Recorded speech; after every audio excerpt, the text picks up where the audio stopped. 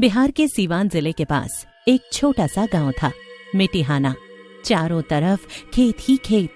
गांव छोटा था, लेकिन वहां के लोग बड़े दिल वाले थे, सीधे सादे, मेहनती। कहते हैं नरैनी गांव की एक गरीब मगर स्वाभिमानी औरत थी। उसका पति रामेश्वर एक मेहनती किसान था, लेकिन बीमारी से परेशान था। रामेश्वर हमेशा कहता था, नरैनी, अगर कुछ हो जाए तो खेत मत छोड़ना, यही तो हमारी दुनिया है। किस्मत खराब थी, ऊपर वाले ने नहीं सुनी और एक दिन रामेश्वर को तेज बुखार चढ़ा।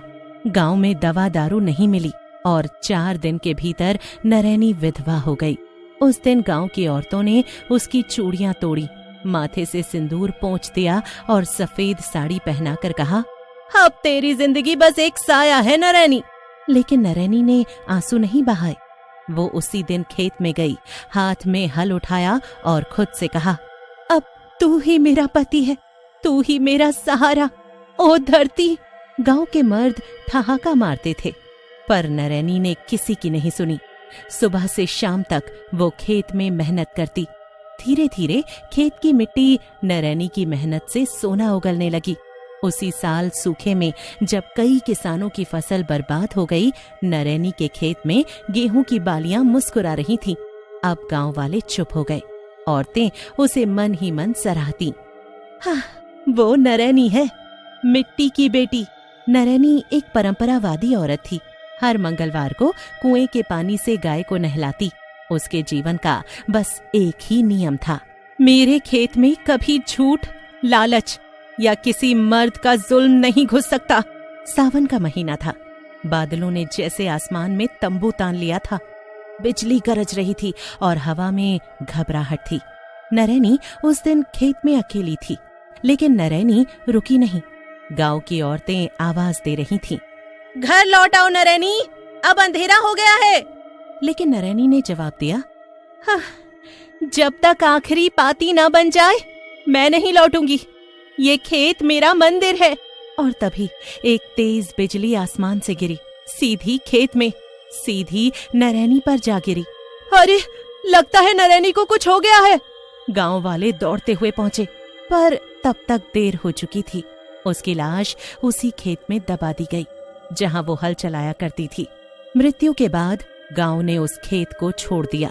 किसी ने उसकी समाधि पर दिया नहीं जलाया, न कोई जल चढ़ाया। उसके मरने के बाद वो एक चुड़ैल में बदल गई। गांव वाले सुनते जैसे कोई औरत अब भी वहां काम कर रही हो। अब इस बात को बहुत साल हो चुके थे। अब सब सामान्य था, पर उस गांव में नरैनी का एक ऐसा खेत भी था जिसे कोई भी किसान छूने की हिम्मत नहीं करता था। बाबा, ये किसका खेत है जो गांव के इस कोने पर बना हुआ है, और वो भी पीपल के नीचे? ये एक औरत का खेत है, उसका नाम था नरैनी।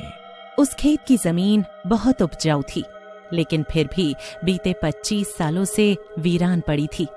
गांव के बड़े बूढ़े जब भी उस खेत के पास से गुजरते तो नजरें नीची करके राम राम जपते हुए तेजी से निकल जाते।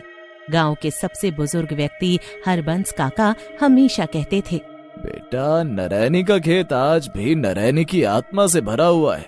रात को वहाँ हल चलता है, बैलों की हाँक सुनाई देती है और कभी कभी औरत के गाने की धीमी आवाज भी। बच्चों को डराने के लिए माताएं कहती थीं, हाँ, अगर नहीं सोए तो नरैनी आएगी और अपने खेत में काम करवाएगी। 3 महीने बाद गांव का एक नशेड़ी आदमी मथुरा उस खेत से होकर घर लौट रहा था। अचानक ही उसके सामने नरैनी चुड़ैल आ गई। क्यों रे, मेरे खेत में शराब पिएगा हैं? आज के बाद तू पीने लायक नहीं बचेगा। अचानक चारों तरफ की जमीन हिलने लगती है और नरैनी चुड़ैल उसे मार देती है और मुस्कुरा रही होती है। अगले दिन उसका शव खेत के बीचों बीच मिला और उसकी छाती पर गहरे पंजों के निशान थे। गांव वालों ने उस दिन से कसम खा ली, अब कोई उस खेत की ओर नहीं जाएगा। अब हर रात कोई देखता कि हल खुद ब खुद खेत में चल रहा है। हल के पीछे कोई नहीं होता। कभी किसी ने एक औरत की चीख सुनी, मेरा खेत मत छुओ। कभी कोई घुटी हुई सिसकी की आवाज आती, मुझे मेरा हल लौटा। नरैनी की आत्मा सिर्फ इसलिए भटकती थी कि उसका खेत अब खाली था। कोई किसान उसे छूता नहीं। नरैनी की मौत के 25 साल बाद मिटिहाना गांव लगभग वैसा ही था। खेत अब भी वैसे ही थे। एक दिन एक अजनबी किसान उस गांव में दाखिल हुआ। उसका नाम था शिवनाथ। 50 साल का, छाया सा दुबला, चेहरा मेहनत की लकीरों से भरा। उसके पास जमीन नहीं थी। वो अपने गांव से निकलकर काम की तलाश में घूम रहा था। जब मिटिहाना पहुंचा तो एक पीपल के नीचे बैठकर गांव के कुछ मर्दों से पूछा, कोई खेत खाली पड़ा हो तो बताइए, मैं हल चलाऊंगा, फसल उगाऊंगा, हिस्सा बांट लीजिएगा। एक खेत है नरैनी वाला, चला लो अगर हिम्मत है तो। शिवनाथ उसी शाम एक फावड़ा और एक तिरपाल लेकर नरैनी के खेत पर पहुंचा। बबूल की झाड़ियों को काटा, मेड़ों को समतल किया और एक कोने में तिरपाल डालकर सो गया। रात के पहले पहर तक सब शांत था, लेकिन जैसे ही आधी रात बीती कुछ बदला। शिवनाथ की आंख खुली। ऐसा लगा जैसे किसी ने कान के पास फुसफुसाया हो।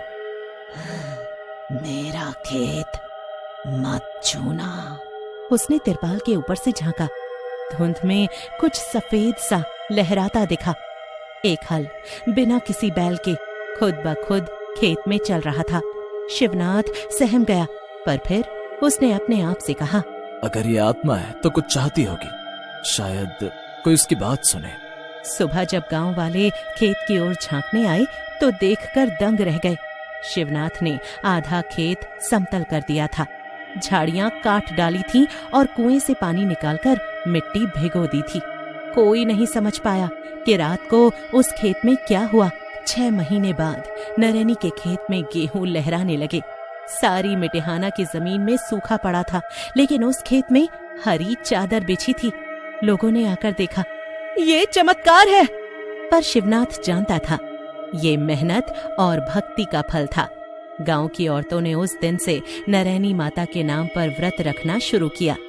कटाई के दिन शिवनाथ ने पहली फसल की 3 बालियां तोड़ी, उन्हें धूप में सुखाया और एक दिया जलाकर कहा, तेरे खेत से तेरा अंश, अब मैं इसे संभालूंगा। और कहते हैं उस रात पहली बार नरैनी की आत्मा मुस्कुराई। गांव के एक बूढ़े आदमी ने सपना देखा कि सफेद साड़ी वाली औरत दूर खड़ी खेत की तरफ देख रही है और उसकी आंखों में चैन है। नरैनी की आत्मा अब शांत थी। उसकी आत्मा ने शिवनाथ की सच्ची नीयत देखी, उसके दिए जलाए, उसके द्वारा चबूतरे पर चढ़ाई गई गेहूं की पहली बालियां स्वीकार की। मगर वो बस एक ऋण उतारने भर की बात थी। नरैनी के मन में अब भी एक पीड़ा बची थी जो उसे चैन से सोने नहीं देती थी। शिवनाथ खेत में तिरपाल के नीचे सोया था जब एक भयंकर झोंका आया और तिरपाल उड़कर दूर जा गिरा। उसकी आंख खुली और उसने देखा नीम के पेड़ के नीचे नरैनी खड़ी थी। सफेद साड़ी, गीले बाल, लाल आंखें और चेहरा बिल्कुल निर्जीव। मेरे खेत को बचा लिया, पर जो मुझे मार गया वो अन्याय कौन सुधारेगा? उसकी आत्मा गरजी। शिवनाथ घुटनों पर आ गिरा और बोला, और तभी नरैनी ने उसे अपना अतीत दिखाया। शिवनाथ के सामने अंधकार छाया और सब कुछ घूमने लगा। अब वो एक भूतिया दृश्य देख रहा था। गांव के सरपंच के बेटे गोपाल की नजर उस जमाने में नरैनी पर थी। एक रात जब रामेश्वर बीमार पड़ा था, वो नरैनी के खेत में आया और, तू अकेली रह गई है नरैनी, अब खेत मेरा होगा और तू भी। अगर खेत की ओर आंख उठाई तो ये आंखें फोड़ दूंगी। उस रात बिजली नहीं गिरी थी, बल्कि वो सरपंच का बेटा था जिसने उसे खेत में धक्का देकर कुएं की जगत पर दे मारा। अगली सुबह गांव में पंचायत बुलाई गई। प्रधान और उसके गुर्गे खेत के दस्तावेज लेकर आए थे। शिवनाथ बीच में खड़ा हुआ और बोला, ये जमीन एक आत्मा की है, जिसने इसे पसीने से सींचा है। जिसने विरोध किया था उसकी जान ले ली गई। अब ये खेत बिकेगा नहीं, जलेगा। गोपाल बेहोश होकर गिर पड़ा। उस दिन के बाद किसी ने उस खेत की ओर निगाह नहीं डाली। अब हर साल फसल पकने से पहले गांव की औरतें एक दिन नरैनी माता की पूजा करती हैं। शिवनाथ अब भी वहीं रहता है, खेत का रखवाला बनकर। गांव में नरैनी की आत्मा ने अपने हत्यारे के परिवार के जुल्म का पर्दाफाश किया। शिवनाथ ने उसके खेत की रक्षा की और गांव वालों ने नरैनी को देवी मानकर पूजना शुरू किया।